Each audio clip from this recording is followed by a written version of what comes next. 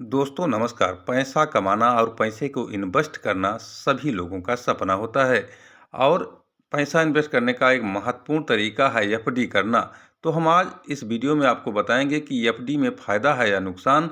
FD interest tax नया नियम 2024 के बारे में हम इस वीडियो में आपको जानकारी देने वाले हैं। क्या एफडी के इंटरेस्ट पर भी लगता है टैक्स? सारी जानकारी आपको इस वीडियो में मिलेगी। आपके फाइनेंस जीवन पर आधारित ये वीडियो है।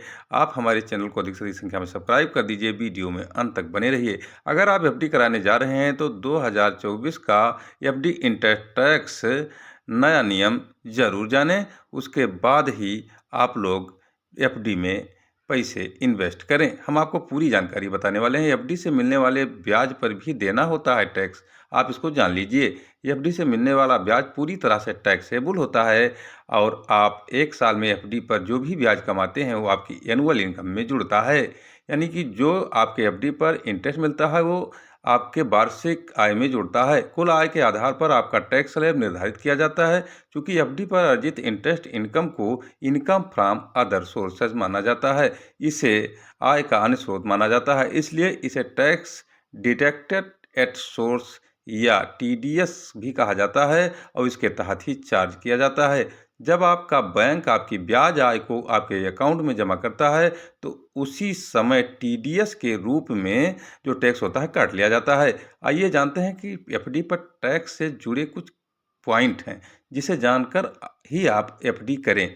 यदि आपकी कुल आय एक वर्ष में 2.5 लाख यानी 2,50,000 रुपये से कम है तो बैंक फिक्स्ड डिपॉजिट पर टीडीएस नहीं काटता है। यानी आपकी वार्षिक आय अगर 2.5 लाख से कम है तो इस पर कोई आपका फिक्स डिपॉजिट पर जो इंटरेस्ट है उस पर टीडीएस या टैक्स नहीं कटेगा। हालांकि इसके लिए आपको फॉर्म 15G या 15H जमा करना पड़ेगा। ऐसे में अगर आप टीडीएस बचाना चाहते हैं तो फॉर्म 15G या 15H जरूर जमा करें, तभी आपको जो है इस टैक्स से बचत मिल सकती है। और हम आपको आगे बता रहे हैं, यदि एफडी से आपकी इंटरेस्ट इनकम एक वर्ष में 40,000 रुपये से कम है तो टीडीएस नहीं काटा जाएगा। ये दूसरा पॉइंट है। यानी कि आपका जो एफडी है उस पर जो वार्षिक आय हुई है या इनकम हुई है उस पर अगर 40,000 ही इनकम हुई है और इससे कम हुई है तो टीडीएस नहीं कटेगा। वहीं अगर आपकी ब्याज आय 40,000 रुपये से अधिक है तो 10% टीडीएस काटा जाएगा और पैन कार्ड अगर आप नहीं जमा करते हैं तो ये टीडीएस 20% काटा जाएगा। इसलिए केवाईसी कराकर पैन और आधार जरूर खाते से लिंक करा दीजिए, नहीं तो आपके ब्याज पर जो टैक्स लगेगा वो दूना हो जाएगा, यानी 20% कटेगा। यह भी जानकारी आपके जीवन में इन्वेस्ट के रूप में बहुत ही ज़रूरी है, क्योंकि अगर केवाईसी नहीं कराएंगे तो बिना मतलब 10% आपका नुकसान हो जाएगा। दूसरी बात हम आपको बता रहे हैं, 40,000 से अधिक अगर इंटरेस्ट आपको एफडी के ब्याज के रूप में मिलता है तो टीडीएस काटने की लिमिट 60 साल से कम उम्र के लोगों के लिए है। यानी अगर 40,000 से अधिक आय किसी वृद्ध आदमी 60 साल के ऊपर वाले की होती है तो उसका टैक्स नहीं कटेगा जब तक कि उसकी आय 50,000 रुपये ना हो जाए। यानी कि सीनियर सिटीजन के लिए एफडी का जो ब्याज है, जो इनकम है, अगर 50,000 से ऊपर होता है तभी टीडीएस या टैक्स कटेगा। यह भी जानकारी आपके लिए बहुत ही ज़रूरी है और वो भी 10% ही टीडीएस सीनियर सिटीजन का काटा जाएगा। तो जहां 60 साल से कम उम्र के लोगों के लिए टीडीएस कटना है तो वहीं सीनियर सिटीजन के लिए 50,000 रुपये के ऊपर कटना है।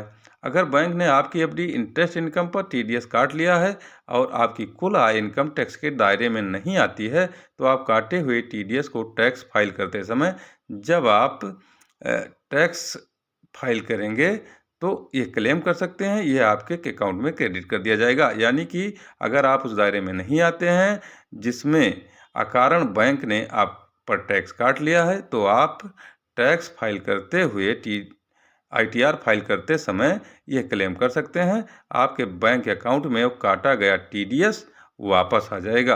तो मित्रों, ये आपके लिए बहुत ही महत्वपूर्ण जानकारी थी। इसको जानने के बाद ही आप एफडी करिए, नहीं तो आप मुगालते में रहेंगे कि हमारे एफडी पर जो उपार्जित आय है यानी जो ब्याज मिल रहा है उस पर कितना टैक्स कटेगा, या कुछ लोग यह जानते ही नहीं कि टैक्स कटता है कि नहीं कटता है।